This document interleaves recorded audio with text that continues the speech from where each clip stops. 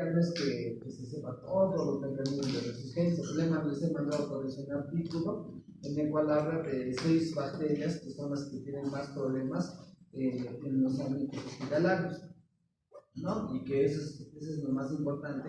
¿Y cuáles son sus mecanismos de resistencia? Algunas tienen muchos más mecanismos, como pseudomonas, otros no tienen, como el estafilococo, ¿ya? Pero igual son bacterias que son importantes desde el punto de vista epidemiológico porque son los responsables de la mayor cantidad de infecciones hospitalarias y, entre comillas, pues por esos mecanismos de resistencia son un dolor de cabeza para nosotros, pues, ¿no? Y para los médicos de UCI y así, ¿ya? Entonces damos pase a los expositores, por favor.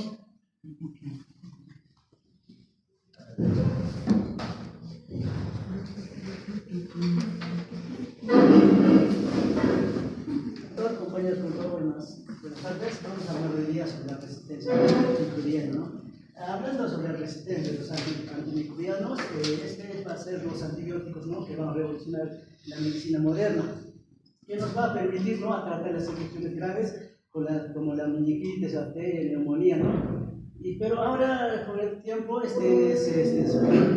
bacterias han desarrollado, ¿no?, una resistencia, y donde va a tener una resistencia a múltiples antibióticos. Como antibióticos van a tener, ¿no?, va a tener la capacidad de sobrevivir, ¿no?, y multiplicarse a pesar de los antibióticos que se administran, ¿no? También tenemos un impacto global. Aproximadamente 700.000 muertos por año en el mundo se ocasionan, ¿no?, debido a estas infecciones, ¿no?, causadas por las bacterias resistentes. Y para el 2050 hay una proyección, ¿no?, que nos dice que posiblemente lleguemos a 10 millones de muertes anuales, y podría superar, ¿no?, enfermedades crónicas, como también como el cáncer, ¿no?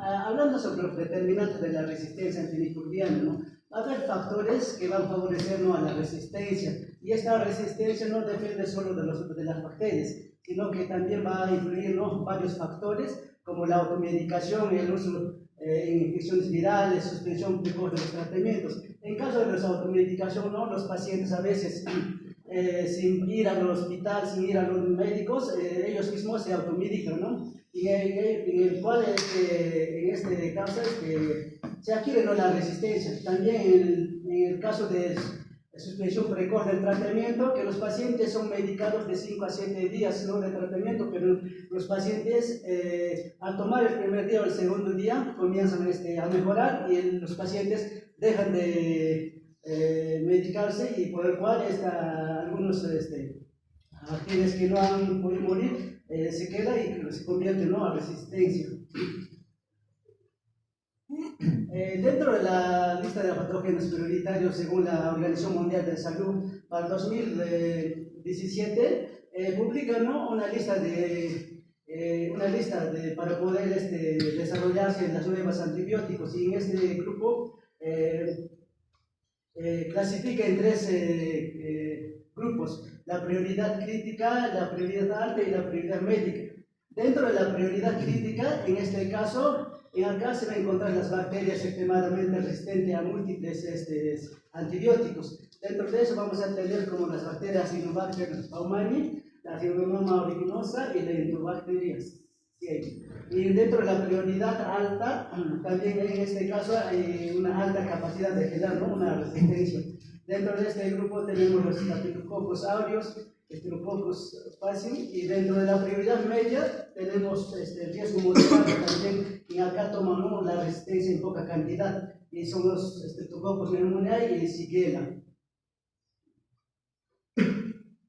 Acá hay una lista de patógenos de escape. Este va a ser un grupo de patógenos responsables de muchas infecciones hospitalarias.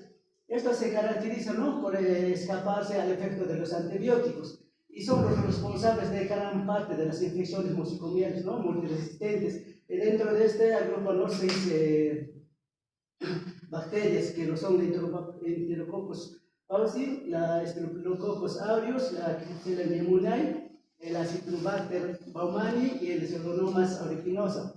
Dentro de estas bacterias, el siguiente se va a desarrollarse de cada uno.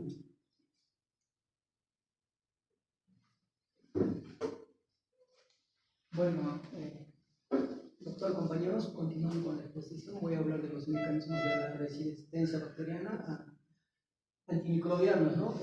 Vamos a hablar primero de los tipos de resistencia que presenta la bacteria. Va a presentar dos tipos de resistencia, una que es la natural o intrínseca y otra que es la inducida o adaptativa. Respecto a la natural o intrínseca, esta va a ser básicamente dentro de la misma bacteria, ¿no? No va a tener exposición al antibiótico previamente. Se va a dar casi en todas las especies de bacterias y va a depender de factores como la estructura de la pared celular, básicamente en este caso.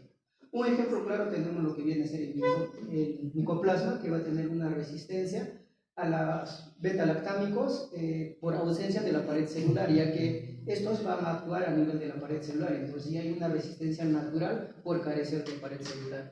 Respecto a la resistencia inducida o adaptativa, esta se va a expresar tras una previa exposición a un antibiótico, en la cual va a haber una activación de genes mediante una defensa a dichos antibióticos. Esta puede ser generalmente temporal o regular, ¿no? En esta podemos ver, por ejemplo, una activación de las bombas de flujo, que voy a hablar posteriormente, pero es el mecanismo donde el antibiótico entra dentro de la bacteria y mediante enzimas es expulsada, ¿no? Donde la concentración mínima no va a afectar y no va a generar lo que se llama el efecto bactericida.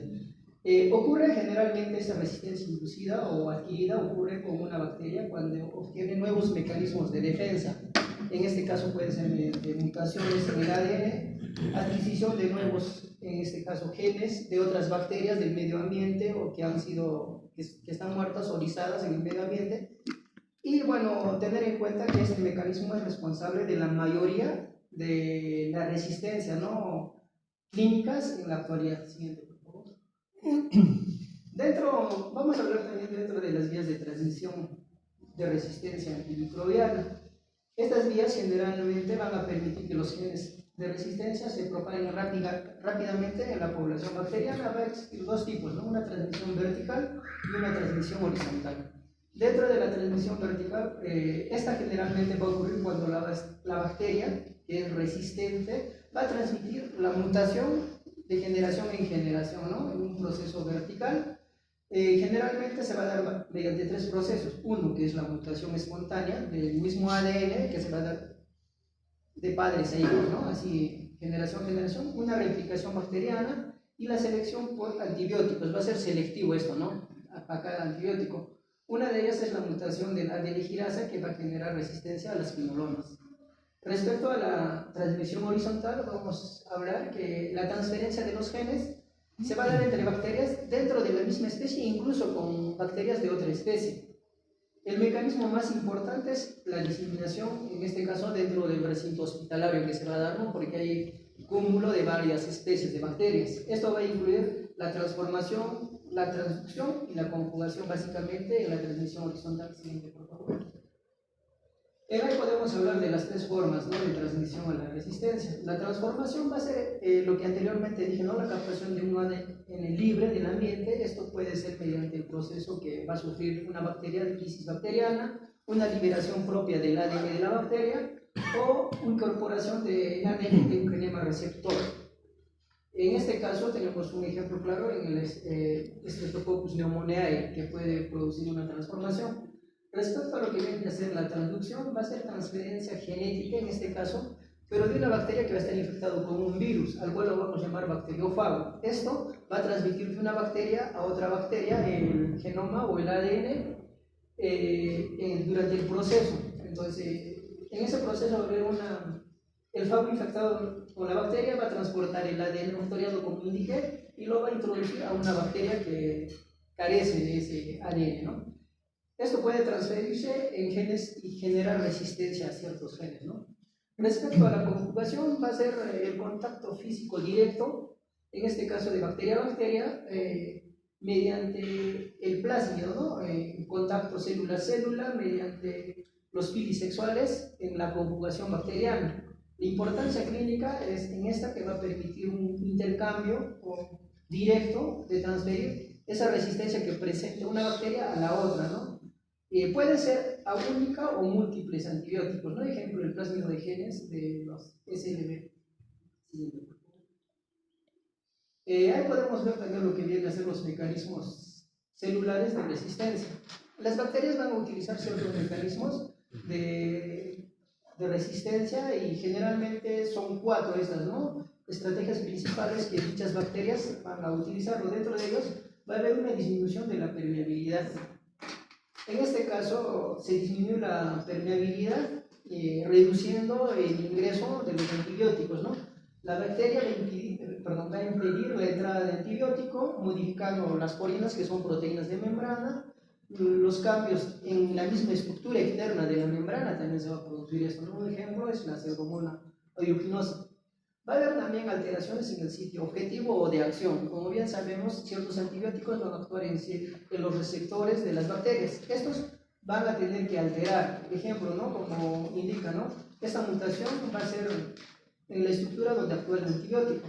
Ejemplo, los beta-lactámicos en el sitio de PBP, las quinolonas en las DNA-quirasas, los macrólidos en los ribosomas. Como resultado vamos a tener que el antibiótico no puede unirse a su diana, ¿no? Como anteriormente le indiqué. ¿Por qué? Porque esta va a haber una alteración de su objetivo, ¿no? Viene el antibiótico, entonces no va a tener un receptor por el cual obviamente va a generar la resistencia bacteriana. Otra inactivación del antibiótico. Las mismas bacterias van a producir enzimas que van a destruir el antibiótico en este caso.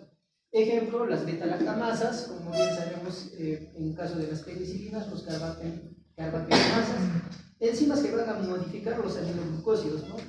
Esto generalmente va a ser muy frecuente para las bacterias gram negativas, ¿no? Entre ellos la E. coli, ¿no? Otro tenemos las bombas de flujo, como anteriormente hablé, estas van a ser unas proteínas que van a expulsar, en este caso activamente, el antibiótico que entra a la bacteria y se va a caracterizar por el transporte, en este caso, y este va a ser dependiente de energía. Y va a reducir la concentración intracelular del antibiótico, generando, en este caso, la resistencia. Puede causar resistencia a múltiples antibióticos esta bomba de flujo.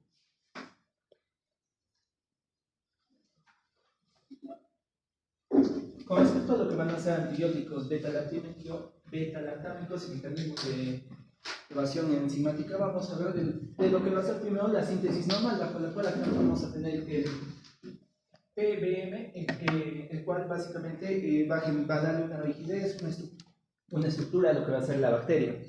Ahora, lo que necesitamos nosotros es destruir a la bacteria. Entonces, ¿qué hacemos? Básicamente lo que vamos a hacer va a ser mandar un beta-lactámico. Este beta-lactámico se va a ir contra esta TBMP, bajo la cual, de la misma forma que como si una bala fuera contra una persona y la mata de la misma forma, esto puede generar a que la bacteria muera. ¿Pero de qué forma? Acá vamos a ver de que se va a ir destruyendo, por así decirlo, esta bacteria, porque la estructura que le da la PBP básicamente lo va a hacer más débil a esta bacteria, ¿no? Bajo la cual también vamos a ver de que va a haber una pérdida de integridad, ¿no? Estructural. Ahora, con respecto a lo que van a ser las 4 clases de beta-lactámicos, es importante hablar de que primero vamos a tener lo que van a ser las penicilinas. La principal, esta va a ir contra lo que van a ser gram positivos y después de esto se le añadieron grupos aminos y también comenzaron a ir con gram negativas, ¿no? Por el otro lado tenemos a lo que van a ser cefalosporinas. Estas van a ser de espectro amplio, ¿no? Y bueno, también tenemos los carbapenémicos, ¿no? Estos van a ir contra lo que van a ser la mayoría de beta-lactamasas, ¿no? Y pueden ser destruidos por carbapenemasas, ¿no? Tenemos monobaltámicos, estos van a ser resistentes a las MBLs, ¿no? Metalobectalamasas, ¿no? En cuanto a lo que va a ser estas, van a tener generaciones, ¿no? Vamos a tener primera, segunda, tercera, cuarta y quinta generación.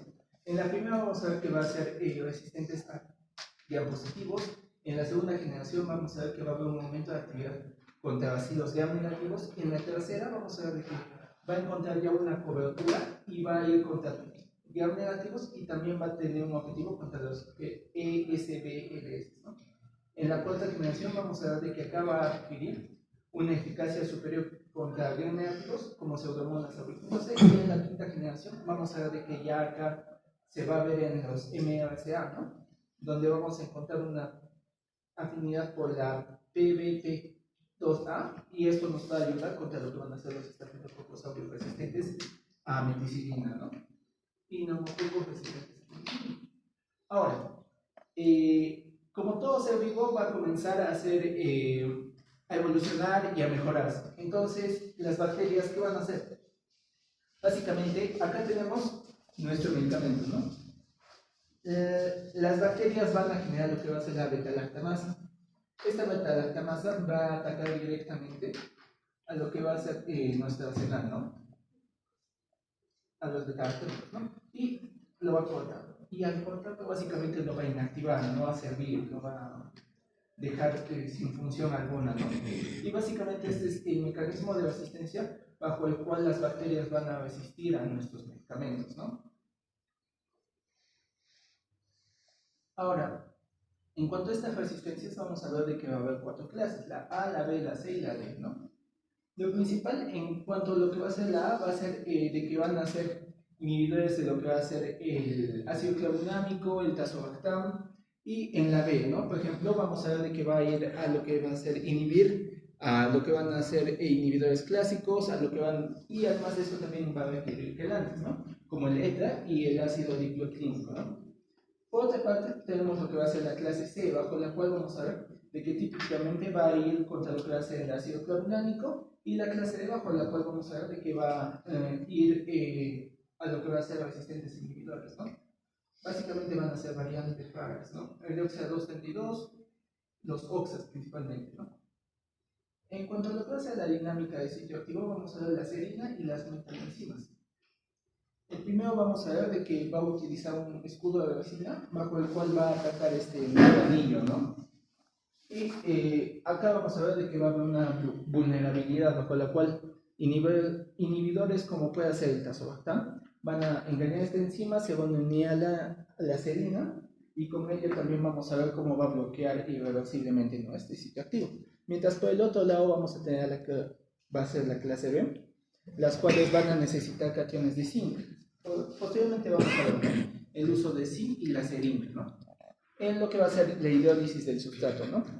También van a ser inmunes a los inhibidores de beta-lactámicos, y además de esto pueden ser desactivadas por quelantes, ¿no?, metales como el ETA. En cuanto a lo que van a ser los espectros extendidos, vamos a ver primero lo que va a ser la clase A, ¿no?, que van a ser las serinoenzimas. Lo principal acá es saber de que van a ser lo que principalmente nos van a utilizar van a ser penicilinas, cefalosporinas de amplio espectro. ¿Y qué vamos a usar contra estas? Vamos a usar lo que van a ser para carbapenémicos, ¿no? En cuanto a lo que va a ser otras de la clase A, como puede ser, por ejemplo, en cuanto a la Klebsiella pneumoniae, que también va a ser de clase Amber A, vamos a ver de que van a utilizar todo lo que va a ser beta-lactámicos, y también van a utilizar carbapenémicos, ¿no? Mientras que también es importante hablar de que van a ser productores de la KPC, ¿no?, que van a ser básicamente nucleoresistentes. Y por otro lado es importante hablar de que lo que va a ser su dinámica de transmisión va a ser de que estos plásmidos van a ser muy móviles, y con ello también vamos a ver de que van a hacer una resistencia a carbapenémicos, ¿no? Por otro lado, como dijimos, lo que va a ser el zinc, ¿no?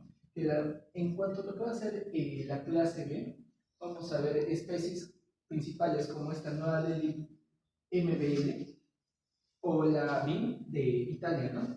Principalmente estas que van a hacer, básicamente van a utilizar penicilinas, cefalosporinas y carbapenémicos. Y en cuanto a lo que va a ser una excepción, vamos a hablar a los monobactámicos como el esterlano, ¿no? Y también vamos a ver de que estas bacterias van a coexpresar enzimas como la serino-beta-lactamasas, ¿no? Por otro lado, en lo que va a ser la clase D de Amber, vamos a ver también otras serinoenzimas, con la cual es importante hablar de que estas van a destruir eficientemente la oxacilina y carbapenémicos. Y va a ser importante hablar de que, a diferencia de la clase A, En esta vamos a ver que van a ser resistentes al ácido clavodinámicos, a sulfactam y tazobactam, ¿no? Finalmente tenemos que, podríamos resumirlo así, ¿no? Como la clase de antibióticos como penicilina, las cuales en cuanto a lo que va a ser su perfil de supervivencia, vamos a ver que va a estar destruida por todas las clases que vimos, ¿no? Mientras las cefalosporinas, dígase tercera y cuarta generación, van a ser destruidas por el grupo A, el B y el C, mientras que va a sobrevivir acá a el grupo D, ¿no? En cuanto a lo que va a ser carbapenémicos, vamos a ver de que va a eliminarlo con la A, con la C, y bueno, mientras que los monobactámicos básicamente van a ser destruidos por lo que va a ser el grupo A, ¿no? Y estructuralmente van a ser iguales al grupo B.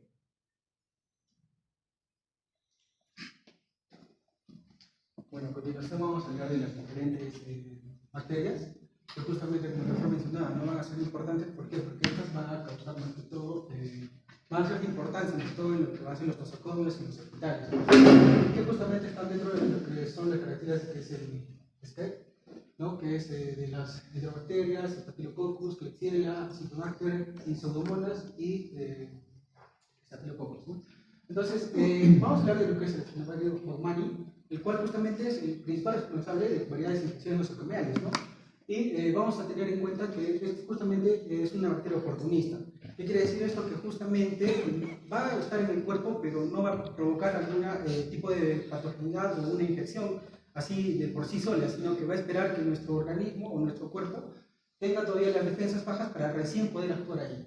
Entonces, va a actuar mediante 5 mecanismos importantes, de los cuales uno es la producción, ¿no? De lo que son las beta-lactamasas, que es ABCD. Entonces, ¿qué va a hacer esto?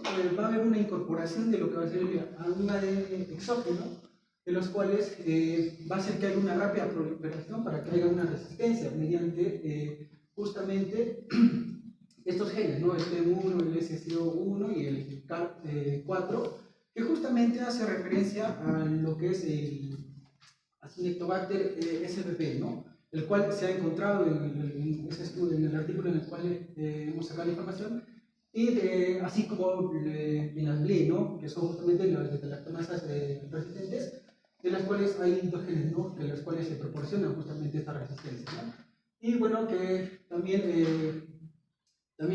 Proporciona lo que es la proteína NFC, que justamente es intrínseca, ¿no?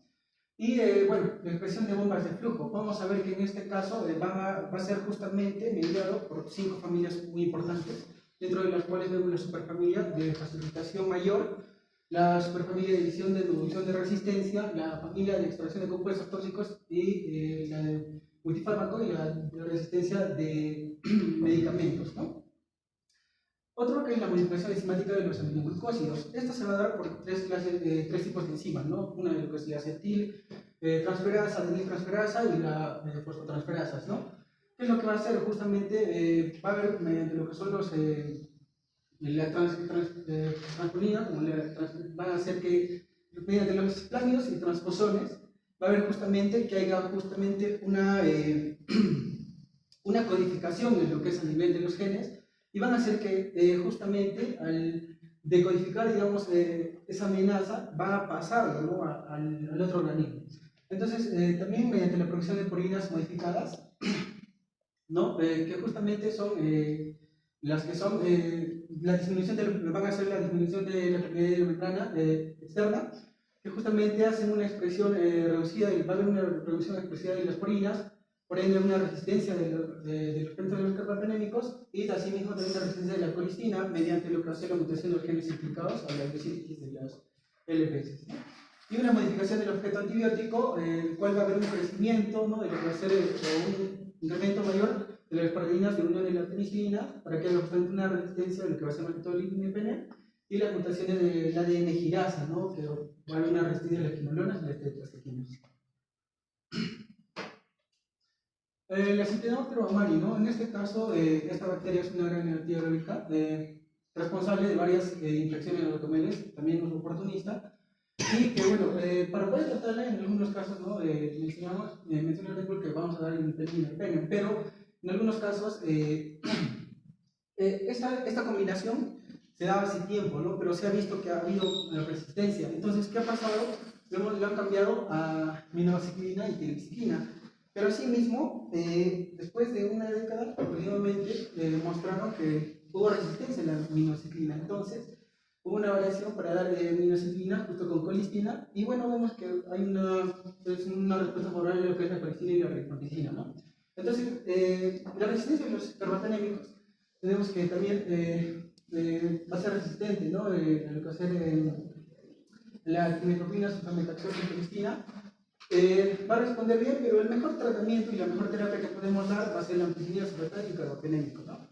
Y bueno, aquí tenemos una pequeña información que es ampicilina, la dosis común de 15 a 3 gramos cada 6 horas por vía intravenosa. El meropenem, ¿no? Que le podemos dar 1 o 2 gramos cada 8 horas y el 500 miligramos. La pseudomonas aeruginosa, ¿no? Más que todo vamos a ver que esta es una bacteria gran negativa aeróbica responsable de varias infecciones, tanto agudas y crónicas, ¿no? Esta, más que todo, vamos a ver que va a ser una de las terceras bacterias gran negativa que va a provocar más que todo infecciones nosocomiales tanto en el torrente sanguíneo, ¿no? Y que justamente muestra una resistencia intrínseca tanto como a bacterias o a otros organismos. Y en cuanto al mecanismo, vamos a ver que va a haber una sobreexpresión de las bombas de flujo y también una disminución de la permeabilidad, va a haber una afectación de la disminución de la permeabilidad de la membrana externa y una adquisición de la mutación de genes de la resistencia, ¿no? Después del tratamiento, podemos usar ceftazidime y cefepime, que va a ser una cobertura contra absolutamente pseudomonas aeruginosa y la resistencia sobre expresión de lo que hace la beta-lactamasa y el nucleócido AMI, ¿no? Y bueno, tratamiento va a ser colistina, imipenem, piperacina, castranam, ceftazidima, ciprofloxacina. Y bueno, la fosfamicina va a ser siempre en combinación con aminoglucósidos, ¿no? Ya sea cefalosporina o penicilina. En cuanto a la Klebsiella pneumoniae, vemos que es un poco negativo, comúnmente que va a ser encapsulado y no fastidioso, ¿no? En este caso vemos que va a causar tipos de infecciones nosocomiales activas en la comunidad. Entonces, más que todo, este va a ir más que todo a lo que va a ser el tracto urinario, afecta más que todo a lo que va a ser el pulmón, va a provocar una neumonía, un proceso hepático y también afecta al torrente sanguíneo. Y bueno, el mecanismo de contagio se va a dar bastante porque se da de persona a persona, ¿no? Y la resistencia, más que todo, ¿no? En lo que es la resistencia a los carbapenémicos, y que va a ser basada por lo que va a ser albergar el gen BLAG S3. Y bueno, se va a tratar de un betalactámico con inhibidores de beta-lactamasa como la piperacilina, y mejor tratamiento es ceftazidima con una divastal, ¿no? Hay que tener en cuenta que la combinación de meropenem y barbaratán o ceftazidima divastal junto con esta colistina va a provocar infecciones graves como lo que va a ser pero vamos a ver que la infección de neumonía es resistente a la mayoría de los antibióticos. Y bueno, el Staphylococcus aureus, que es muy importante, ¿no? Ya que es un poco gran positivo a nivel facultativo. Y vamos a ver que este es responsable de variedad de infecciones nosocomiales, tanto agudas y crónicas, ¿no? Y hay que tener en cuenta que este también es un coagulasa. Y bueno, el mecanismo de resistencia justamente tiene lo que es la beta-lactamasa. Lo que va a hacer romper el anillo beta-lactámico de los antibióticos, justamente los beta-lactámicos, y va a proporcionar lo que va a ser una resistencia de meticilina, ¿no? Que va a ser una adquisición de lo que va a ser MECA a partir de la proteína de unión de las penicilinas OSA, y una resistencia a lo que va a ser la levancomicina, ¿no? Mediante lo que es los enlaces de D-alanina-alanina en la pared, que es el gen responsable de la resistencia justamente de la resistencia a la vancomicina. Entonces, esta resistencia a la clindamicina y clindamicina va a ser justamente por las cepas retensas que van a poder modificar sus ribosomas, una mutación de las enzimas de DHPS, y bueno, va a hacer que va a haber una función en lo que va a ser los dihidrofolato reductasa, justamente que actúa más que todo en la vía metabólica, ¿no? Y el tratamiento justamente va a ser vancomicina, para una resistencia a la vancomicina adopta misolit, pero para los que la resistencia a la vancomicina, ceftarolina, daptoricina, linoxidil y linoxidil. Cuando los enterococos, vemos que va a ser estos gran positivos anaerobios facultativos. En este punto vamos a ver que va a haber dos muy importantes, dos especies. ¿no? Que uno va a ser justamente, se va a considerar la más patógena y la otra que es la más resistente, ¿no? Vamos a ver que la más resistente va a provocar justamente más morbilidad y mortalidad en va a ser los pacientes, y que ambos van a hacer su intervención, va a ser más que todo el tracto urinario, asociado más que todo a lo que va a ser caquetes, endocarditis, o van a producir lo que son bacterias. Y vemos que estas van a ser más resistentes. ¿Y por qué se va a dar su resistencia? Justamente porque va a haber un amplio uso de lo que son antibióticos de amplio espectro, una resistencia intrínseca a los enterococos y a los antibióticos de uso común, y una capacidad de lo que hace las cepas de eliminar y determinar resistencia a los antibióticos, ¿no? Justamente esta resistencia la adquieren justamente al igual que la anterior, justamente por estos genes de alanina, los genes de VAN, los diferentes genes de VAN, y los de ALA, que son extremos, ¿no? Que van a actuar justamente en estos sitios de acción, y mediante el transposón, ¿no? Que justamente junto con el lisosoma y transposón van a justamente codificar este tipo de genes y lo van a llevar a, así lo van a ir transportando, ¿no? Y de lo que son también los transportadores de flujo neural, ¿no? Tratamiento, nimesulida y daptomicina, ¿no? Eso sería...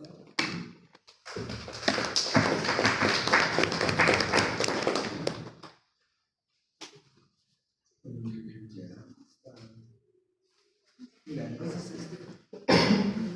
yo creo que está bastante resumido, ¿no? El tema.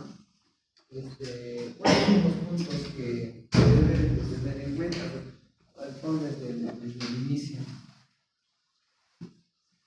Bueno, la parte de epidemiología, pues ya se sabe, ¿no? Que saben qué va a pasar con el aumento de la resistencia antimicrobiana. Ahora, algo importante que, por ejemplo, en el cuadro lo que se está viendo es el uso de antibióticos en animales, ¿no? Que es algo que no está muy regulado en muchos países, ¿no? En nuestro medio no es algo que esté muy regulado. En Estados Unidos ya se han encendido las alarmas porque el uso excesivo de antibióticos en animales también favorece la resistencia, ¿ya? Por ejemplo, hay salmonelas que son resistentes a muchos antibióticos. Eso se ha visto bastante, ¿no? A los animales, a los aves de corral les dan pues daptomicina, hasta que les dan vancomicina en algunos casos, con el fin de asegurar la producción, ¿no? Eso es lo que llama la atención, ¿no? Es un punto nuevo, bueno, ya sabemos, pues, ¿no? El uso excesivo de antibióticos en humanos, sobre todo la automedicación, que es un problema muy prevalente, sobre todo en nuestro medio, ¿no? Tendemos a automedicarnos, no cumplimos los esquemas de tratamiento muchas veces, entonces eso genera resistencia, ¿no? También la falta de control de infecciones en los hospitales, ¿no? No llevamos mucho nosotros cursos de prevención de infecciones hospitalarias, ¿no? Generalmente tampoco cuando yo veo que en las rotaciones muchas veces examinan a los pacientes, los médicos, pero no se lavan las manos, ¿no? Entonces todas esas situaciones pues conllevan a que se diseminen las bacterias patógenas, ¿no? El lavado de manos es fundamental, es muy importante, ¿no? En este tema de control de la resistencia y de las infecciones, ¿no? Luego dice factores socioeconómicos, ¿no? Acceso a militar diagnóstico, ese tiene un poco menos de impacto, ¿no? Por ejemplo, muchos hospitales no cuentan con todos los exámenes para aislar los microorganismos, falta tecnología no tienen hemocultivos, entonces los tratamientos son empíricos, ¿no? Entonces, muchas veces, generalmente en medicina te dicen, no, es mejor pecar por exceso que por defecto, o sea, le das siempre un poco más en el antibiótico, un poco más en el tratamiento, entonces eso... si no hay alguien que te guíe, una especialidad que te guíe como infectología, o no tienes tus laboratorios, tus cultivos, pues va a derivar en un uso indiscriminado, ¿no? Eso es lo que podemos resaltar. La siguiente diapositiva. No, ¿por qué? Bueno, esta es una clasificación, ¿no? De la OMS, en la cual pueden ver, ¿no? Cuáles son los gérmenes que tienen más prioridad, no se olviden cuáles son los más importantes, ¿no? Pseudomonas, Acinetobacter y Enterobacteriaceae. ¿A qué se refiere con Enterobacteriaceae? ¿A qué gérmenes se refiere? ¿Dónde son los expositivos?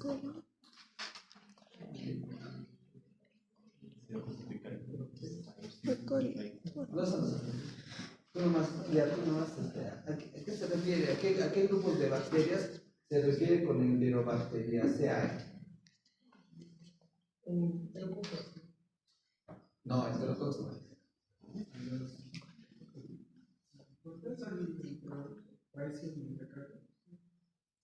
Ya, una cosa que no deben olvidarse, no es lo mismo enterobacterias que enterococos, ya son dos cosas distintas, ya enterococos son los gram positivos que viven en el intestino y las enterobacterias son los bacilos gram negativos, las E. coli, las Klebsiella, las Pseudomonas, ¿no? Hay otros grupos más, ya. Entonces aquí lo que menciona, se han visto en los gráficos de sus compañeros. En la última parte, Acinetobacter tiene como 4, 5, 6 mecanismos de resistencia, Pseudomonas tiene 4 mecanismos de resistencia, tiene muchos mecanismos, por eso las hacen extremadamente resistentes, ¿no?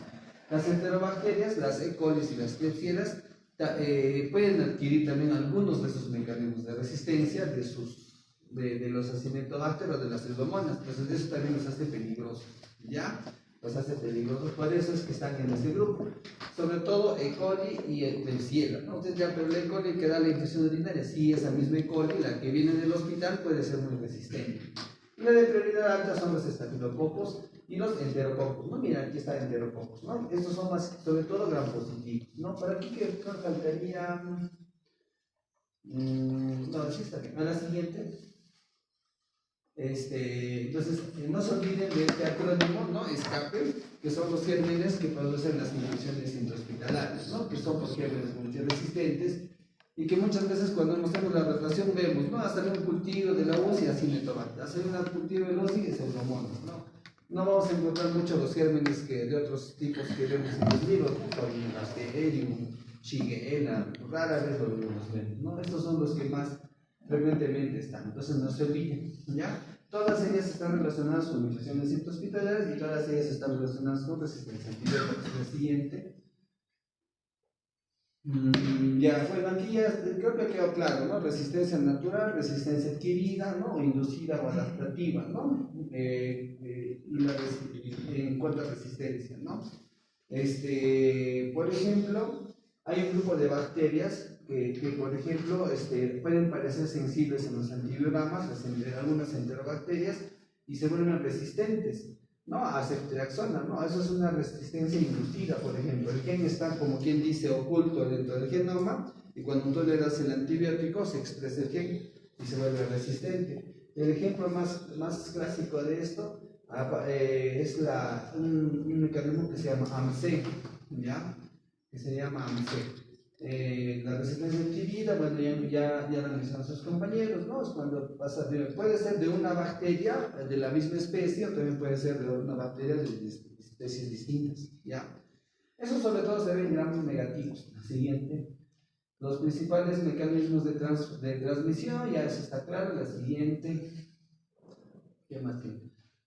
Ya esta parte de la leche en microbiología, ¿no? ¿Cómo se puede transferir los genes de resistencia? Hay 3 mecanismos, ¿no? Transformación, transducción y conjugación, ¿no? Cada uno tiene sus ejemplos, ¿no? La transformación es cuando una bacteria que ha lisado, que se ha destruido, libera su ADN, y una bacteria que está en el ambiente adquiere ese ADN de manera libre, ¿no? Ese fragmento que en la resistencia, en la transducción, este proceso, esta transferencia se realiza por un virus, ¿no? Y en la conjugación se refiere a que se realiza a través del pili, ¿no? Y ahí hablamos de plásmidos, ¿ya? De los plásmidos, ¿ya?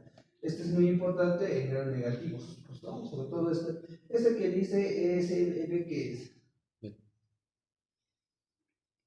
¿Inglés? Beta-lactamasa espectroestimulada. Inglés. ¿Cómo? Claro, pero está en inglés, ¿no? Las beta-lactamasas de espectro extendido, las GLES, ¿ya? Nosotros les llamamos mucho GLES, les decimos, ¿ya? Pero en inglés tiene este nombre, esta es la teoría. La siguiente. Ya, entonces aquí hablan los mecanismos celulares de resistencia, esta parte de la leche en farmacología, ¿no? ¿Cuáles son los distintos mecanismos, ¿no? ¿Qué podríamos ahondar a esto? Por ejemplo, disminución de la permeabilidad, ¿no? Cuando hablan de modificación de porinas, quiere decir que los antibióticos ingresan por los poros, ¿no? Pero estos se modifican, se alteran, lo cual inhibe la entrada de los antibióticos, ¿no? Y los cambios en la membrana externa es, por ejemplo, Hay algunas bacterias de tipo estafilococos, así, que lo que hacen es engrosar su pared celular, ya hacen que el peptidoglucano sea más grueso, y es un mecanismo de defensa que tiene, y de modo que el antibiótico no puede penetrar a través de su pared celular, ¿no? Eso se ve mucho en estafilococos, en algunos enterococos, ¿no? También se ve que la alteración del ciclo objetivo, o esto es lo clásico, ¿no? Por ejemplo, beta-lactámicos, ¿qué es PDP?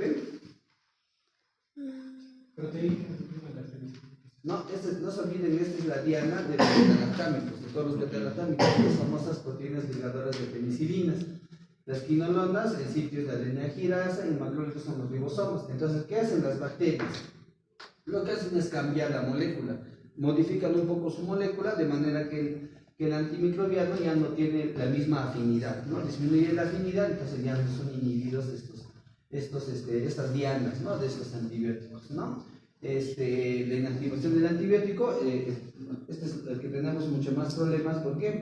Porque son enzimas que destruyen los antibióticos, y las bacterias pueden modificar las enzimas para hacerlas más efectivas, ¿no? Beta-lactamasas, carbapenemasas, en el tema de aminoglucósidos también, ¿no? Enzimas modificadoras de aminoglucósidos, y finalmente las bombas de flujo, ¿no? Que son proteínas especiales que expulsan los antibióticos, ¿no? La siguiente. Ya, bueno, en este caso, como dice ahí, ¿no? La síntesis normal de antimicrobianos, ¿no? Los beta-lactámicos son bactericidas y, bueno, se unen a la PBP, y de ese modo se inhibe la síntesis de la pared celular. Finalmente, cuando tú bloqueas a la PBP, se rompen las cadenas de peptidoglucano, entonces se inestabiliza la pared celular. La siguiente, ¿no? Entonces, este tipo de antibióticos, como pueden ver, lo que ya les hemos explicado, son de 4 tipos, ¿no? La siguiente. Entonces, las enzimas que, bueno, acá hacen recordar nomás, ¿no? Lo que ya hemos hablado, es la siguiente, con respecto a las cefalosporinas, el espectro de acción, ¿no? Entonces, ¿qué es lo que pasa? Las bacterias, sobre todo los gram negativos, producen, pues, ¿no? Las famosas beta-lactamasas que van a destruir a las penicilinas, ¿no? Y de ese modo, esta molécula ya no puede, ya está inactivada, ¿no? La siguiente, pues una clasificación de los tipos estos son los tipos de beta-lactamasas, ¿no? Esto ya es un poco tema ya de especialidad, ¿ya? Entonces esto no va a entrar en el examen, ¿ya? Pero solo para que vean que ya se esto un capítulo, están divididas en 4 grupos. Generalmente, algunas, por ejemplo, este grupo tiene es muy común porque tiene resistencia a vancomicina, a imipenem, por ejemplo, o a meropenem, por ejemplo, ¿no? Que son antibióticos de amplio espectro. Este otro grupo también es bastante común en nuestro medio, ¿no? Pero en realidad, pues, toda la definición de este tipo de enzimas es que hidrolizan cefalosporinas, ¿no? De tercera generación, ¿no? Hidrolizan todos los beta-lactámicos, igual cefalosporinas, y de tipo D, que es uno de los más interesantes, puede hidrolizar carbapenems, ¿no? Al igual que el B. Estos 2 grupos son los que están relacionados a resistencia a los carbapenémicos, ¿no? Que antes eran la última línea de tratamiento de antibióticos frente a las bacterias. La siguiente.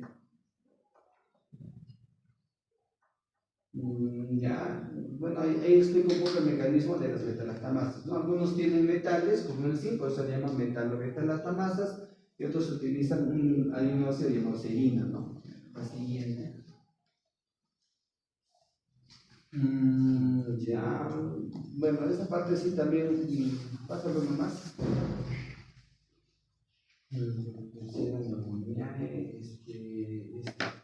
Ya.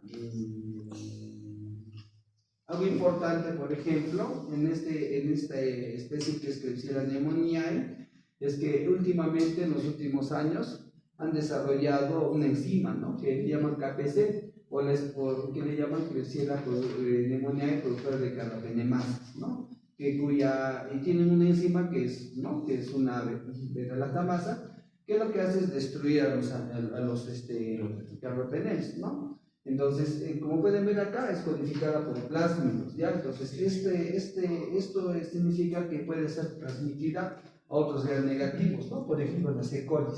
En el hospital hemos tenido brotes de E. coli resistente a carbapenems, igual también Klebsiella resistente. Entonces, eso es lo que hemos visto. La siguiente.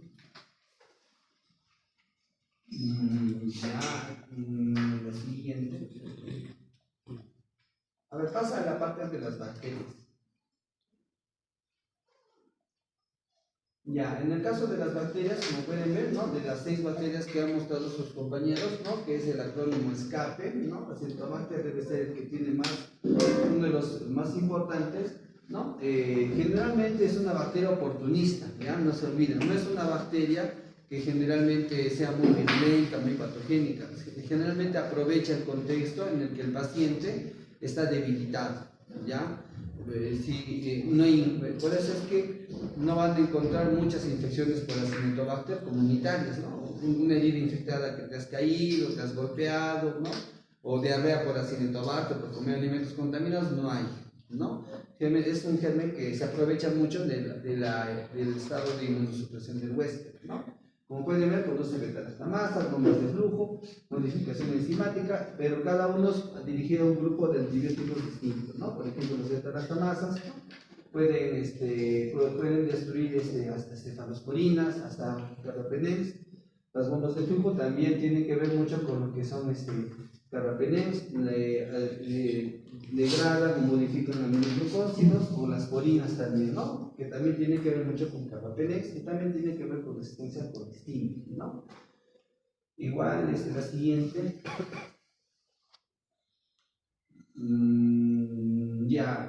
Bueno, a ver, en el tema de manejo un poco de esas infecciones, Acinetobacter es una bacteria que va a ser sensible, en su estado natural es sensible a muchos antibióticos, ¿ya? Sensible a cefalosporinas, ¿no? Aminoglucósidos, a ciprofloxacina. Pero a medida que el individuo recibe antibióticos, consume antibióticos, pues está hospitalizado y recibe antibióticos, sus Acinetobacter que están en la flora van a cambiar, ¿no? Entonces esos Acinetobacter van a hacerse resistentes a cefalosporinas y así van escalando, ¿no? Aquí en el cuadro lo que muestra es un poco de esto, ¿no? ¿Qué pasa cuando son resistentes a carbapenem, ¿no? Utilizan otras combinaciones de antibióticos, ¿no? Como colistina, por ejemplo, ¿no? Aquí está, colistina, ¿no? O tigecyclina, ¿no? También pueden usar algunas, nitroglicerol no se usa mucho en estos casos, ¿ya? Habla aquí, por ejemplo, que la mejor terapia es ampicilina subactamas por el carbapenémico, pero se van a dar cuenta que este concepto cambia. Actualmente, el tratamiento de este tipo de gérmenes cambia mucho, ¿ya? Entonces, por lo tanto, no podemos decir que esto va a ser algo que va a quedar así, ¿no? Generalmente, actualmente, si tienes Acinetobacter que es resistente a carbapenems, la línea de tratamiento es colistina y se le combina ampicilina surfactam, pero no van solos, tienen que ir juntos, por ejemplo, ¿no? Otro caso sería usar otro antibiótico llamado ceftaxilina bivactam, ¿no? Que el último caso es el que se utiliza para casi todas estas especies resistentes, ¿no? La siguiente. Aquí Pseudomonas aeruginosa. Generalmente las pseudomonas en su estado natural son sensibles a varios antibióticos, ¿no? Ya en la rotación suele ser preguntado, ¿no? Ceftazidima, cefepime, generalmente son sensibles a ellos, pero en el ámbito hospitalario ya no son tan sensibles a estos antibióticos, ¿no? Entonces echamos mano de los carbapenems, ¿ya? Pero ya hemos encontrado Acinetobacter que sean resistentes a carbapenems, por ejemplo, ¿no? Entonces, cuando son resistentes a carbapenems, ¿qué usamos? Colistina usamos. O el otro antibiótico que les menciono, que es ceftaximab, ¿no? O algunas otras combinaciones nuevas que están saliendo, ¿no? En el caso de Pseudomonas aeruginosa, aquí no menciona mucho su resistencia, ¿no? Pero, por ejemplo, expresa beta-lactamasas, ¿ya? También tiene enzimas que alteran a los aminoglucósidos, ¿ya? También tienen, igual que en Acinetobacter, también tienen porinas, ¿ya? Y también tienen bombas de flujo, ¿Ya? Entonces, más o menos los mecanismos de resistencia entre Pseudomonas y Acinetobacter casi son parecidos. Ya van por ahí nomás. La siguiente. Klebsiella pneumoniae es peligrosa porque produce, ¿no?, la beta-lactamasa de espectro extendido que hidroliza los carbapenems, ¿no? El KPC, famoso KPC, ¿ya? El tratamiento es actualmente lo que se recomienda es el uso de ceftazidima bivactal, pero en nuestro medio no tenemos, usamos colistina todavía, ¿ya? De repente cuando ustedes terminen la carrera ya colistina ya va a estar desfasada, de repente, ¿no? Pero es lo que se tiene actualmente para conversaciones de colistina, ¿no? La siguiente, ¿no? Ahí está el mecanismo de resistencia, la siguiente, en estafilococos es más fácil, ¿ya? Existen los estafilococos sensibles a meticilina, ¿no? En nuestro medio no existe meticilina, existe oxacilina, entonces podríamos decir sensibles a oxacilina. Si tu estafilococo es sensible a oxacilina, ¿qué antibiótico le das? Cefalosporina. No, sí, no. Penicilina. Si es sensible a, perdón, si es resistente a oxacilina o a meticilina, ¿qué antibiótico se utilizaría? Vancomicina, ¿no? Y si es resistente a vancomicina, es el inesolid, ¿no? Esa secuencia es lo que se utiliza. Y en realidad no es muy complicado, ¿no? Ahora, ¿cómo es que el estafilococo se hace resistente a meticilina? Es gracias a este gen, ¿ya? No se olviden de este es el gen MECA, que lo que hace es codificar una variante de PBP. El PBP normal se llama PBP1 y el PBP codificado por el gen es el 2A. ¿Ya? Entonces, el gen MECA produce PBP2A y el PBP2A no tiene afinidad por los beta-lactámicos. De manera que ninguna cefalosporina, ningún carbapenem, ni penicilina puede hidrolizar o puede unirse al PBP. Entonces, el único que queda es vancomicina, ¿no? ¿Se ha visto que hay estafilococos resistentes a banco? Sí, ya sí hay, pero es rarísimo, es poquito, no es algo que sea muy frecuente a nivel mundial. Y se ha visto que algunos enterococos han compartido gen de resistencia de banco a los estafilococos, ¿no? Entonces, por ahí si se topan uno resistente, pues el tratamiento será el inesolid, ¿no? Por ejemplo, ¿no? También hay otros antibióticos que son útiles como clindamicina, cotrimoxazol, que también tienen otros mecanismos de resistencia, ¿ya? ¿Qué más? Creo que nada más con esto. La siguiente, luego viene enterococos, que como pueden ver ahí son dos especies, ¿no? Enterococcus fecalis, que es la más patogénica, y Enterococcus faecium, que no es tan patogénica, pero el problema es que tiene más resistencia, ¿ya? Entonces, ¿quién es el que es resistente a banco? Generalmente los faecium son resistentes a banco, y los fecales son sensibles a ampicilina, incluso son sensibles a ampicilina muchas veces. Es cuestión de ver el bibliograma. Y si es sensible a ampicilina, tú le puedes dar, no hay mucho problema, ¿no? Pero son importantes, ¿por qué? Porque por esta especie. Esta es la especie que trae problemas, ¿no? Que es resistente a banco, ¿no? Ya. En la siguiente, entonces con eso termino. ¿Ya? Ya, chicos, está bien, está escrito, ¿no? La parte nomás de las enzimas, de la clasificación de las beta-lactamasas, esa parte ya es más de a profundidad, ¿no? ¿Alguna pregunta, chicos?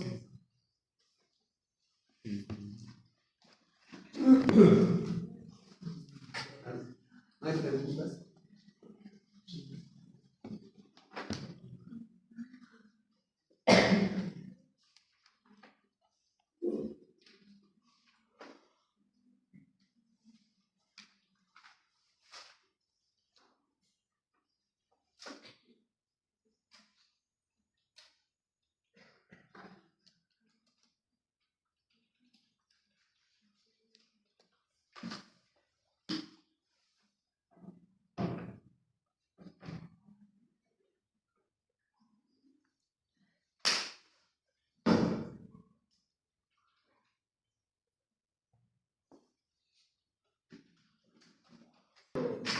Preguntar, a ver,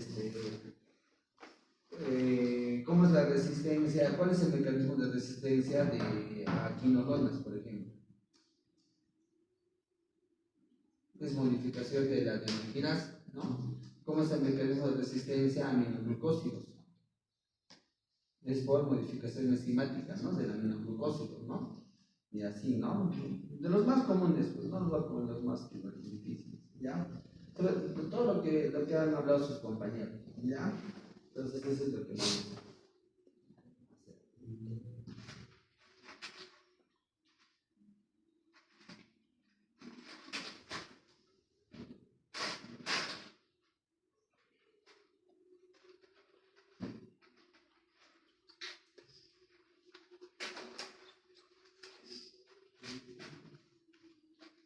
Es el enfoque nomás en la infección urinaria, ¿no? Saber cuándo es una ITU alta y una ITU baja y cuándo cambiar los antibióticos, ¿no? Ese es lo más.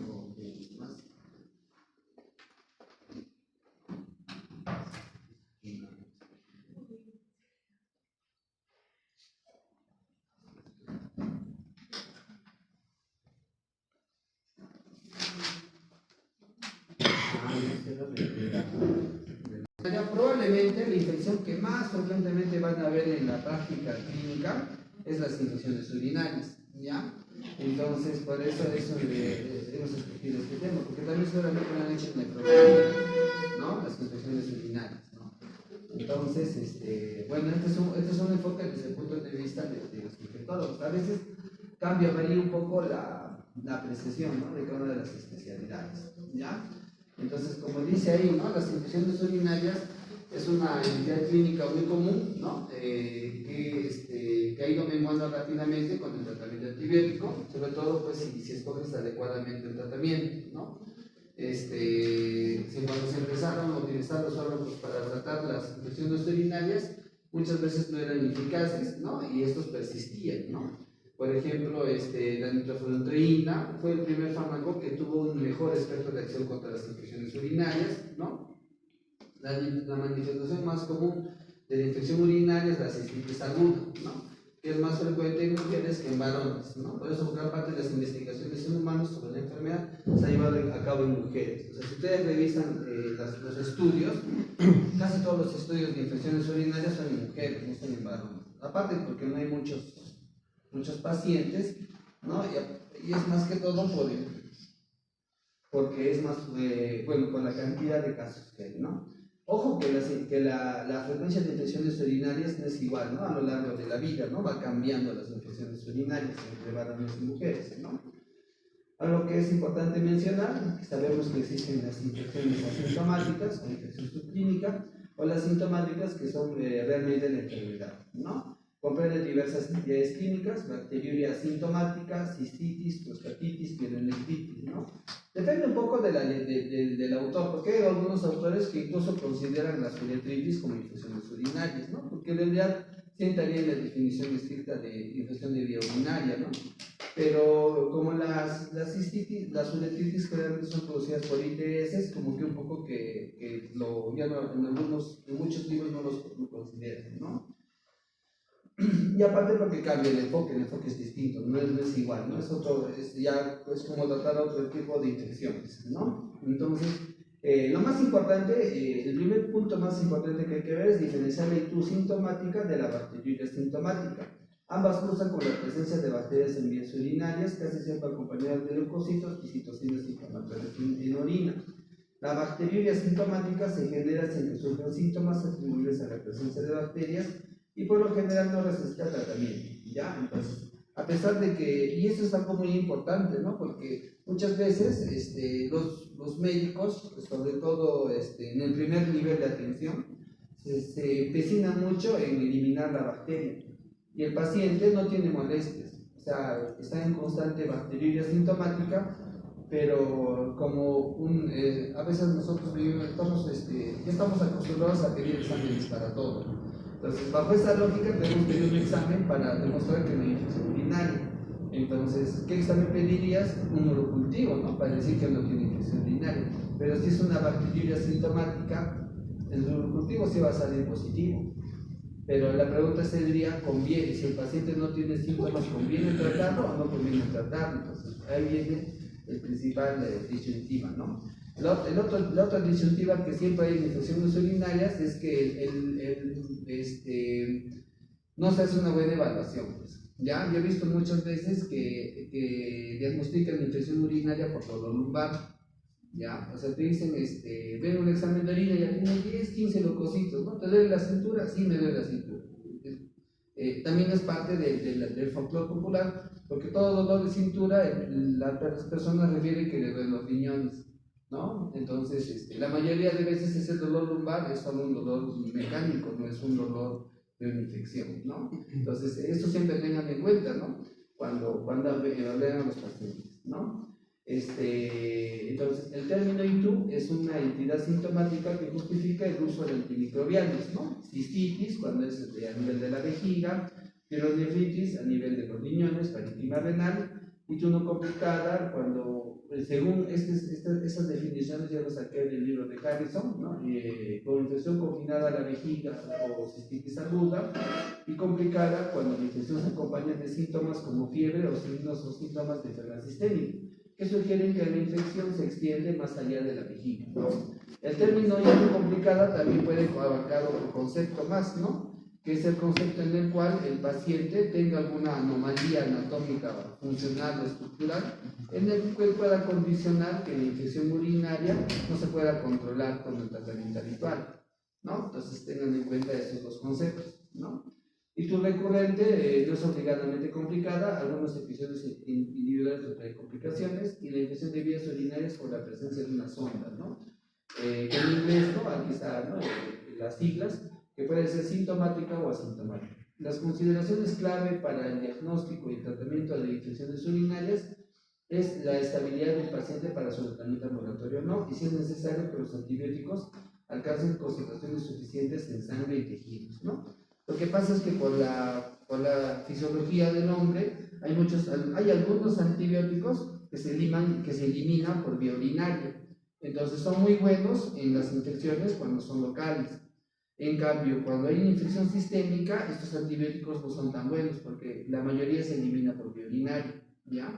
Entonces de ahí viene la disyuntiva, ¿no? Generalmente se recomienda, pues cuando tienes infecciones bajas, utilizar antibióticos que sean a nivel local, que actúe a nivel local. Y cuando tienes infecciones urinarias tipo pielonefritis o sepsis, ¿no? Utilizar los antibióticos sistémicos, ¿no? Porque necesitas que el antibiótico se distribuya en el organismo, ¿no? No necesitas que solo esté en la vía urinaria, ¿no? Como ustedes saben, las ITUs en lactantes y ancianos surgen con mayor frecuencia en mujeres que en varones, ¿no? Se ha visto que en neonatos, los niños tienen más infección urinaria que las niñas, y en pacientes mayores, ya a partir de los 60 años más o menos, los varones empiezan a igualar a las mujeres en frecuencia de infecciones urinarias, ¿ya? En el caso de las mujeres, entre 1 y 50 años de vida, las ITUs recurrentes afectan, ¿no? Son predominantes. La prevalencia de este VA bacteriuria sintomática es de casi 5% en mujeres de 20 a 40 años, ¿no? Y puede llegar entre 40 a 50% en mujeres y varones de edad avanzada, ¿no? Por eso es que en la consulta tenemos muchos pacientes mayorcitos que vienen por el tema de infección urinaria, ¿no? Y muchas veces no tienen infección urinaria, o sea, son asintomáticos, ¿no? Solo vienen con el urocultivo, nada más. 50-80% de las mujeres se contagian de ITU como mínimo durante toda su vida, ¿ya? Por lo menos va a tener un episodio de cistitis aguda. Entre los factores independientes del riesgo tenemos el uso del diafragma con espermicida, coitos frecuentes y antecedentes de ITU. No se dice que si te has tenido ITU antes, es posible que te vuelva a dar.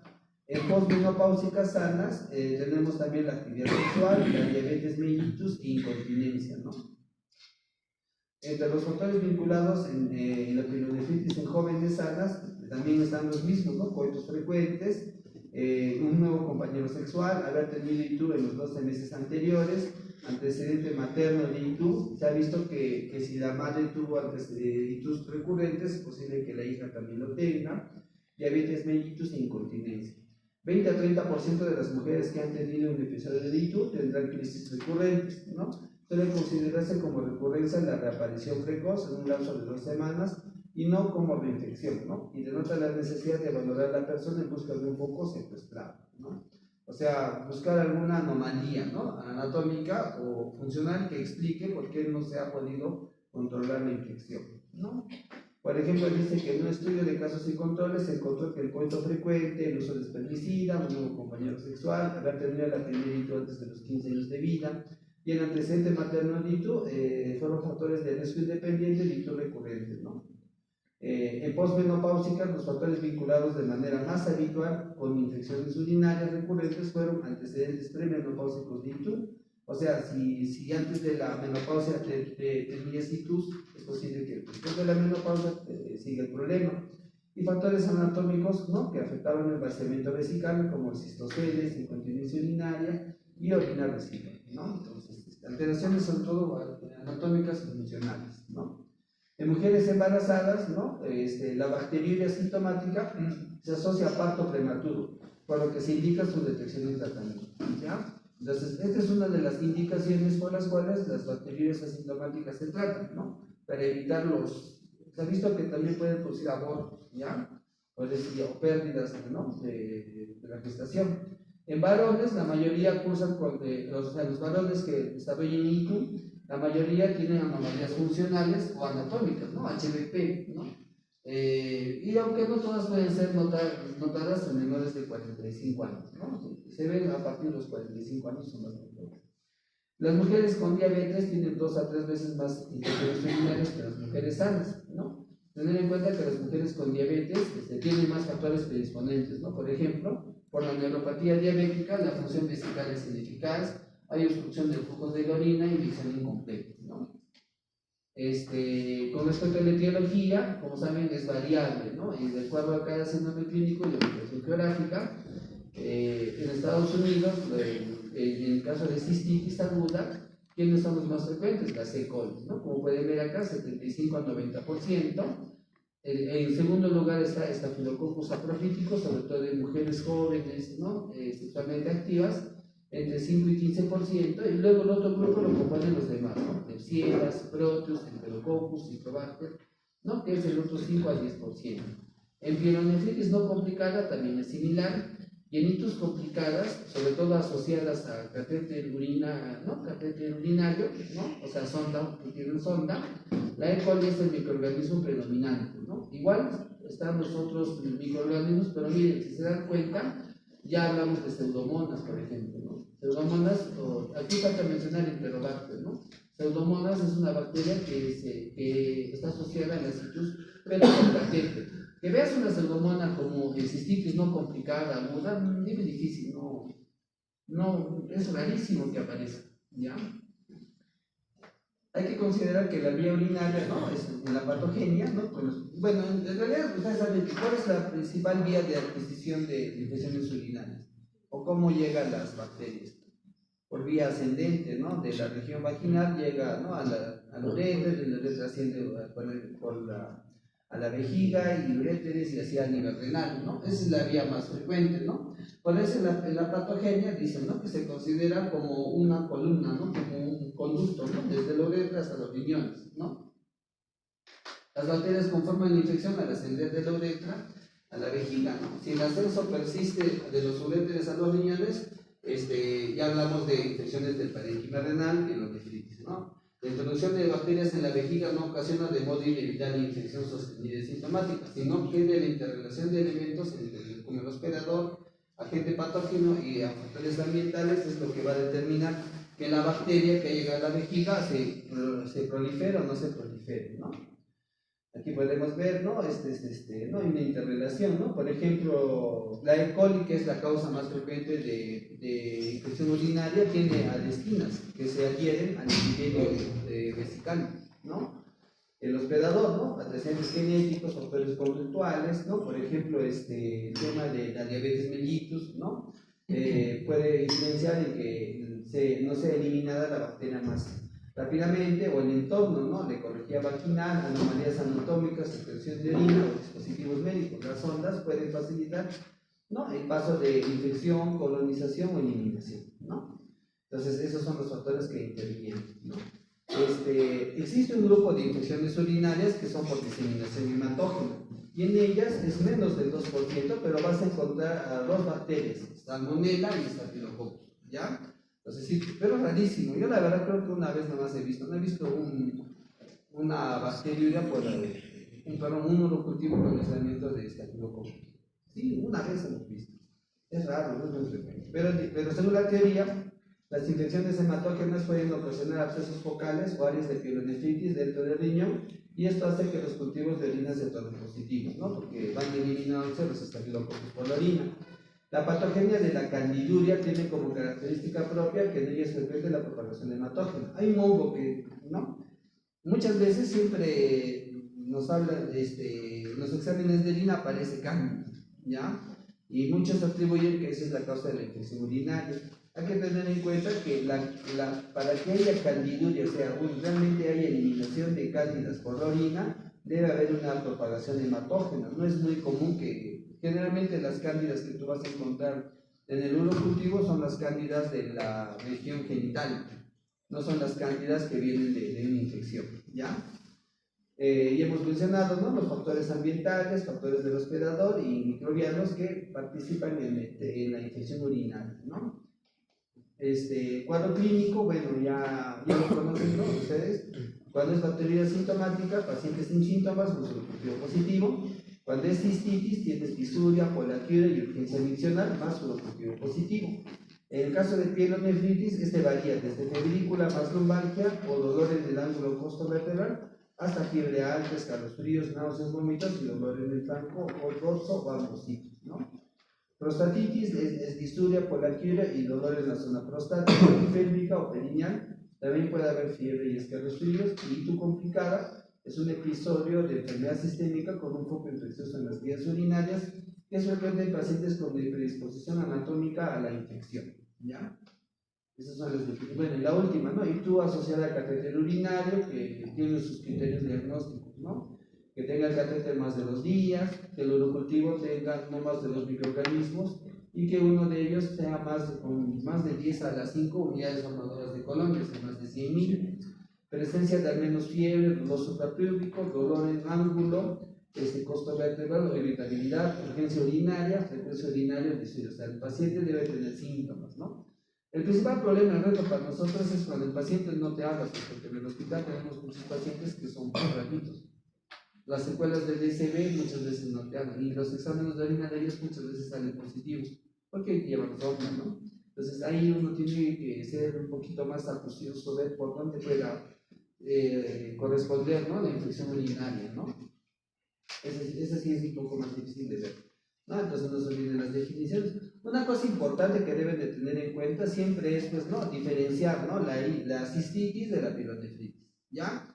Eso es lo más importante, porque de ahí depende tu tratamiento. Entonces, en la cistitis, como pueden ver, no hay síntomas sistémicos, ¿no? No hay fiebre, ¿no?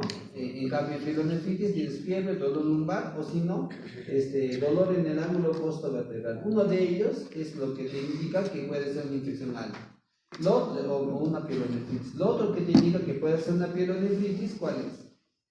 A nivel de laboratorio. Inflamación. El PCR.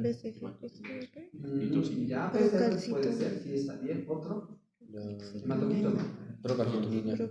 No, procalcitonina no se hace ni chungo, no estaba muy usado. No usado. Si es una infección sistémica, ¿cómo afectaría eso en el Leucocitosis.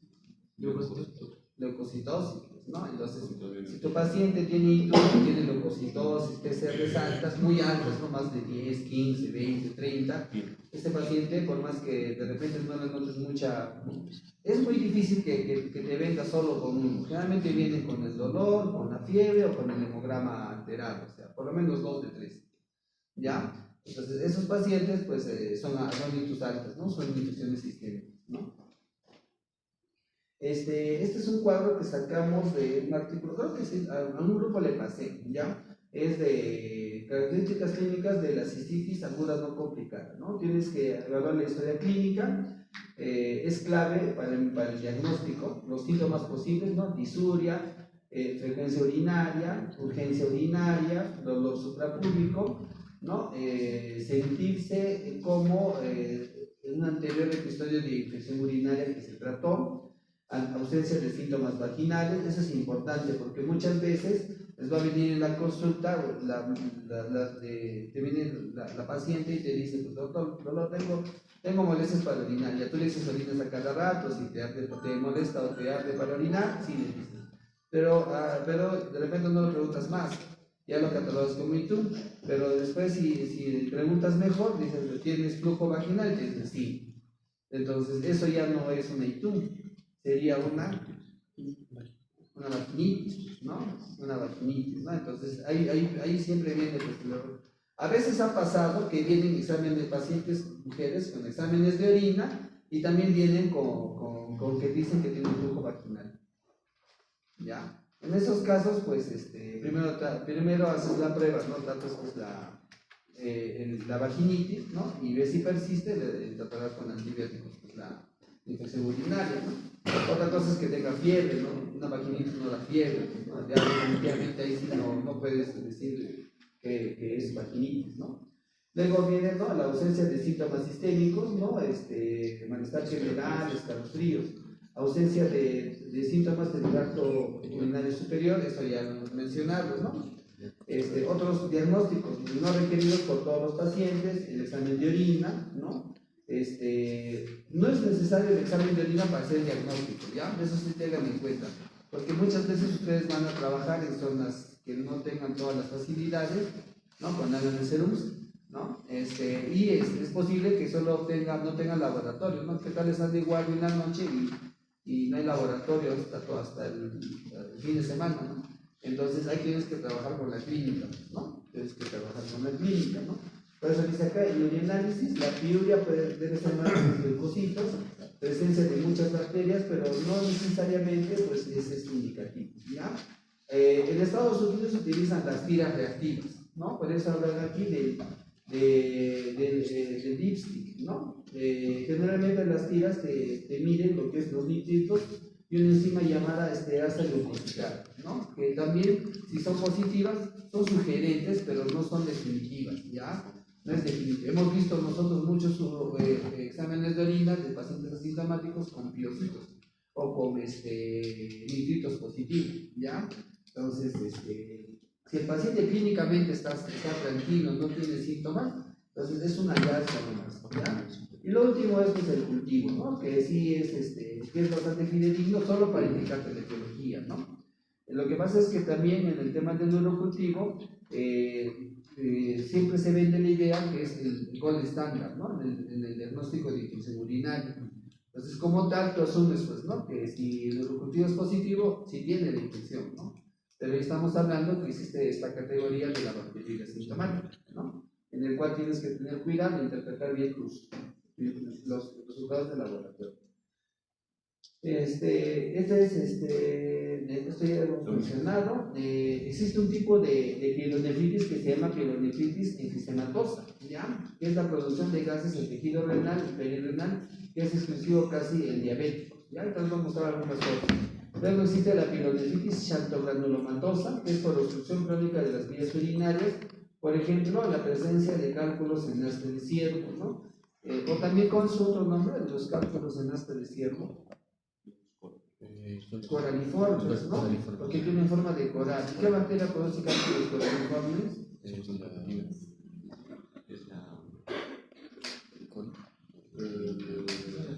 Vista con P. No, No es pseudomonas. Próteus, ya. Próteus. Ah, mira. Sí, sí, sí, Próteus sí, nigalis. Pero, Ya, es la más frecuente asociada, puede haber otras, ¿ya? Pero es la que está más relacionada, ¿no? Más una infección crónica que culmina con la destrucción superada de los tejidos renales, ¿no? Aquí podemos ver, esta es una pielonefritis enfisematosa, ¿no? Como pueden ver, no el riñón, ¿no? Acá ha desaparecido un segmento del riñón y todo esto ha sido reemplazado por gas, ¿no? Acá puede haber alguna colección, ¿no? Entonces esto es una urgencia. Bueno, acá ya se imaginarán, pues el tratamiento no es un antibiótico, ¿no? Si ven esto, el tratamiento es quirúrgico. El paciente tiene que ser sometido a una nefrectomía, ¿no? Aquí también podemos ver, esta es una pielonefritis enfisematosa, porque aquí se ven las áreas que están de gases, ¿no? Acá se forman las cavidades de gas, ¿no? Como pueden ver, casi no hay diferenciación corticomedular, ¿no? Están tomados todo el parénquima en esta área, ¿no? ¿Cómo haces el diagnóstico? Anamnesis de examen físico, la combinación de disuria y poliatriuria sin secreción vaginal incrementa al 96% de la probabilidad de difusión urinaria, ¿ya? Diagnóstico diferencial en caso de solo disuria, ya saben, ¿no? Cervicitis, vaginitis, uretritis herpética, uretritis cística. Hay una entidad llamada cistitis intersticial, irritación vaginal o vulvar no infecciosa. Exámenes auxiliares, ¿no? Bueno, tenemos pues la tira colorimétrica, ¿no? Que detecta nitratos, histeria leucocitaria, o el dipstick, que menciona en la diapositiva. El análisis de orina, ¿no? Que debe tener más de 10 biocitos, ¿no? Por campo, ¿no? Salud, valor predictivo negativo 85%. ¿Qué es el valor predictivo negativo? Que si sale negativo, no descartan el enfermedad. No es suficiente. A ver, Que los lo expositores de... ¿Qué es el valor predictivo negativo? ¿Dónde está? Este amigo, ¿no? Voy a volver a llamar listo. Es el... Cuando ustedes tienen una prueba, hay varios parámetros, ¿no? Sensibilidad, especificidad, valor predictivo positivo, valor predictivo negativo. El valor predictivo negativo significa que si sale negativo, la chance de que realmente sea negativo es 85%. Eso significa. ¿Ya? No es más o menos alto, ¿no? O sea, si tu examen de orina es negativo, digamos de 10 pacientes, o ya de no sé cuántos, 20 por lo menos, 2 no serán, 2 realmente puede haberse equivocado el examen. Y en 8 sí es viable que no es. A este refiere. El cultivo ya saben que es 10 a la 5 en mujeres y en varones puede considerarse hasta 10 a la 3, ¿no? Lo importante es el cultivo por el perfil de resistencia. Con respecto al tratamiento, tenemos, ¿no? Antibióticos orales para el manejo de cistitis y pielonefritis, ¿no? En esta categoría tenemos las cistitis agudas no complicadas y en esta categoría tenemos las pielonefritis, ¿no? Entonces, de aquí viene lo importante. Existen 2 antibióticos que son muy útiles en infecciones urinarias, que es la nitrofurantoína y la fosfomicina. ¿Ya? Acá pueden ver. Dimetropil-sulfa también es útil, pero en nuestro medio tiene mucha resistencia. ¿Ya? Hay mucha resistencia. Alguno de ustedes expuso también en las prácticas acerca de las citrus y las sulfas era muy resistente. ¿Ya? Entonces, ¿qué podemos decir al respecto? Entonces, lo que pasa es que por eso tú debes de escoger bien a tu paciente, porque si tú vas a usar nitrofurantoína o fosfomicina, solo se usa en el contexto de ITU no complicada o cistitis aguda, ¿ya? Recuerden ese término, cistitis aguda, ¿no? Como dicen, ¿no? En primera línea, 100 miligramos 2 veces al día por 5 días. Ojo que estaban hablando de la nitrofurantoína de liberación prolongada, que le llaman XR o macrodatina XR. En el caso de la fosfomicina es 3 gramos dosis única, ¿ya? 3 gramos dosis única. Como dice acá, evitar, en el caso de pielonefritis, nitrofurantoína, evitar su uso debido a concentraciones subóptimas en parénquima renal, o sea, no te concentra en el tejido renal, ¿ya? Igual del mismo modo, fosfomicina, ¿ya? Ya no vamos a hablar de sulfa mucho porque en realidad no deberíamos usarlo por los casos de resistencia. Luego tienes los beta-lactámicos orales, por ejemplo, amoxicilina ácido clavulánico o cefpodoxima. Acá podemos agregar en nuestro medio que tenemos cefuroxima, ¿ya? Cefuroxima podría usarse, ¿ya? Dice acá, se usa solamente si los primeros regímenes de arriba, o sea, fosfo y nitrofurantoína, no pueden ser usados. Por ejemplo, en el seguro no tenemos fosfomicina, y la nitrofurantoína que tenemos es la nitrofurantoína básica, la molécula original que causa mucha gastritis.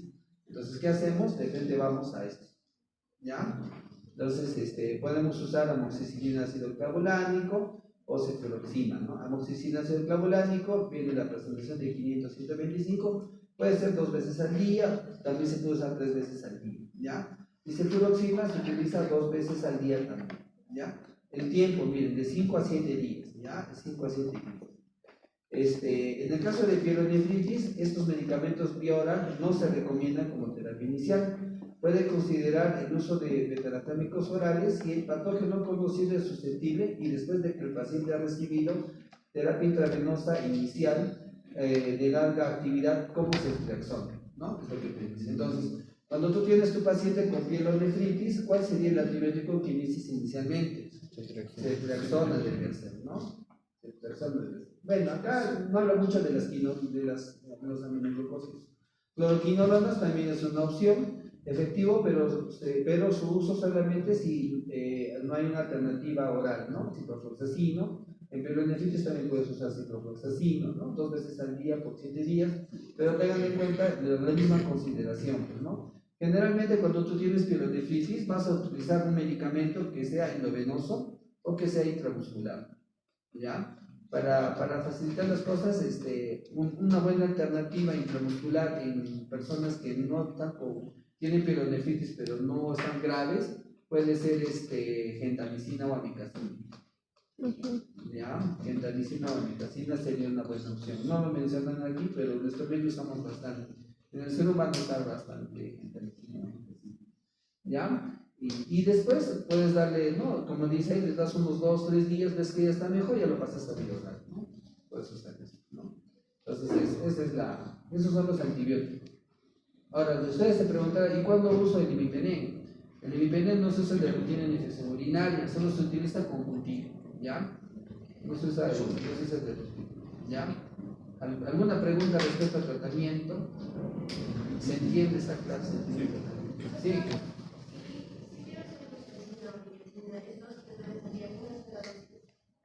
Si es Argenta es 160 vía intramuscular cada 24 y amica 1 gramo. Es monodosis, ¿ya? De acuerdo a lo que hemos visto de farmacodinamia, los aminoglucósidos son monodosis. ¿Ya? Monodosis. No se olviden. Bueno, esto es en caso de gestantes, ¿no? En caso de gestantes, ¿no? Te ponen aquí los antibióticos y su riesgo, ¿no? Por ejemplo, las sulfas no se usan en gestantes, hidrofurantoína sí podría ser usado en el primer y segundo trimestre, ¿no? Dice que en el tercer trimestre puede producir anemia hemolítica. La fosfomicina sí puede ser usado y los beta-lactámicos, ¿no? La amoxicilina, siloclavulánico, la cefaloxima son seguros en la gestación. Generalmente es lo que se usa, ¿no? Ahora, por ejemplo, fluoroquinolona sí no se usa. Bueno, y aquí te pone la leyenda, ¿no? De los riesgos para la gestación, ¿no? De todos los medicamentos, ¿no? Las categorías A y B generalmente no traen riesgo, ¿no? Y a partir de C siempre hay un riesgo, ¿no? Siempre hay un riesgo en la gestación. En el caso de bacteriuria sintomática, el tratamiento de bacteriuria sintomática no disminuye la frecuencia de infecciones sintomáticas o complicaciones, excepto en embarazadas, en personas a quienes se practicará una cirugía urológica, ¿no? O sea, digamos, te van a operar de la próstata y tiene un cultivo positivo. Entonces, en ese caso, no lo tienes que tratar, aunque no tenga molestias, para que pueda ser operado. ¿Ya? ¿Qué pasa si lo operas? La infección de bacterias, de la flora bacteriana. Lo más leve es que no pase nada, ¿no? Pero puede desarrollar una infección urinaria, ¿ya? Y en segundo lugar puede desarrollar una bacteremia. Ya se han descrito casos de pacientes posoperados con cultivos positivos y desarrollaron bacteriemias sepsis, ¿no? Sepsis, o también puede ser que desarrollen abscesos en algún tejido, ¿no? Hueso, por ejemplo, espondilodicitis, etc. En la actitud relacionada con sonda, las causas son diversas y los resultados de los cultivos de orina son esenciales. Pruebas bastante satisfactorias refuerzan la noción de cambiar las sondas durante el tratamiento. O sea, lo primero que hay que hacer, si encuentras una infección relacionada a una sonda, cambiar la sonda, ¿no? Y también iniciar el antibiótico, ¿no? Como dice acá, la mejor estrategia para prevenir estas infecciones es evitar la inserción de sondas innecesarias y retirar las sondas una vez que ya no sean necesarias, ¿no? Eso ya es un poco más para manejo hospitalario, ¿no? Cuando sean internos van a ver los pacientes con sondas. Y van a decir, ¿por qué está con la sonda? Y nadie sabe por qué está con la sonda, ¿no? Así siempre pasa eso. El paciente sale de UCI con la sonda, porque en UCI, como en UCI todo es controlado, o sea, se mide cuánto come, se mide cuánto orina, se mide la cantidad de de pérdidas de líquido, todo. Entonces, como es un balance muy estricto, le ponen sonda al paciente, ¿no?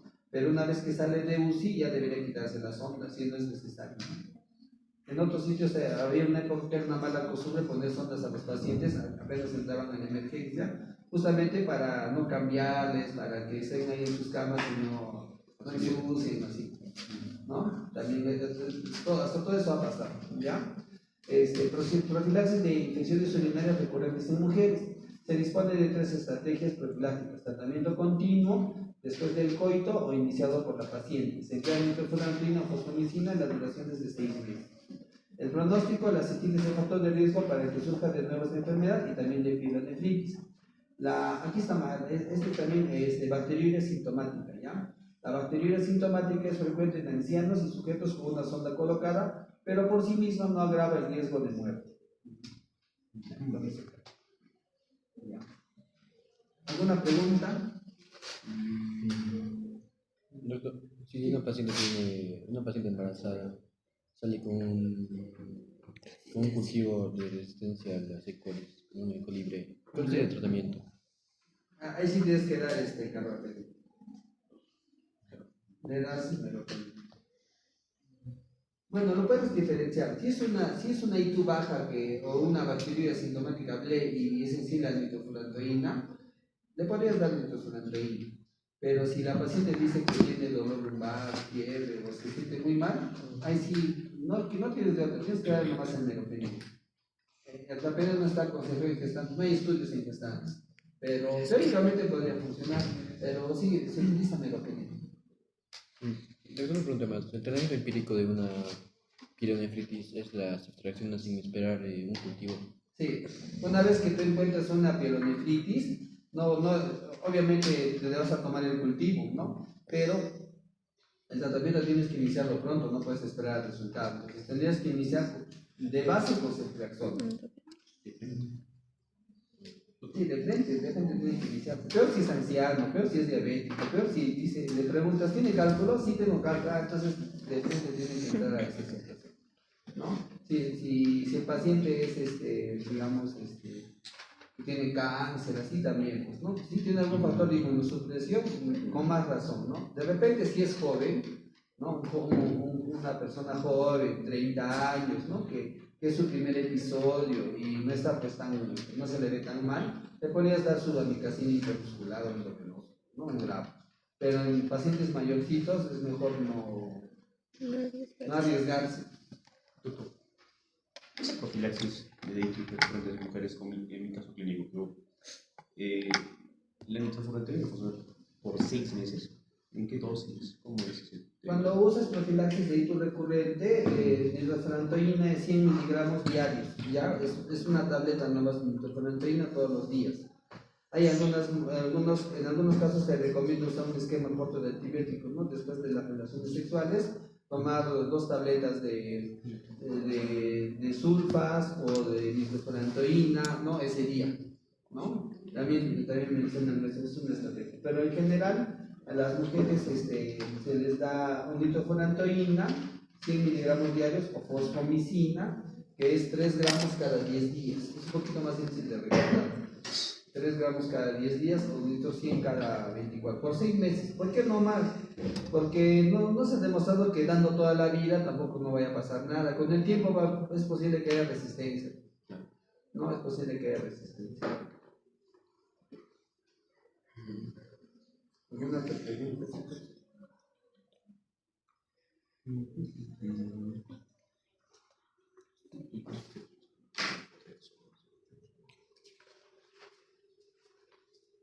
Doctor, una pregunta. ¿Y en niños cuál sería el tratamiento antibiótico? Niños.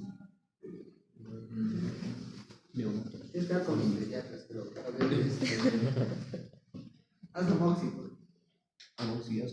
Amoxicilina es el clamor de niños. En niños sí puedes usar sulfa, sí podrías probar sulfa. Sulfa, amoxiclavulánico, cefuroxima, también se puede usar en niños, viene jarabe, así que no hay problema. Si es una infección más fuerte con fiebre, por ejemplo, he visto que se puede usar amicacina también, y bueno, y así está para hospitalizar. ceftriaxona. Otra cosa que nos dice mucho que sí podría ser útil es usar la cefalosporina de primero, la cefalosporina. También podría ser funcional en Cefaclor. hitos complicados, ¿no? Sobre todo en jóvenes, ¿no? En mayores personas usan mejor, ¿no? Pero por eso hace fasalina. Pero eso ya, la sugerencia es que manejen 1 o 2 antibióticos bien y ya con eso para que, ¿no? Dos para ITU baja y 2 para ITU alta, ya está.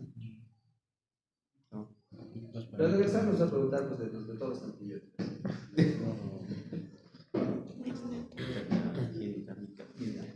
Entonces con eso creo que ya casi estamos igualados.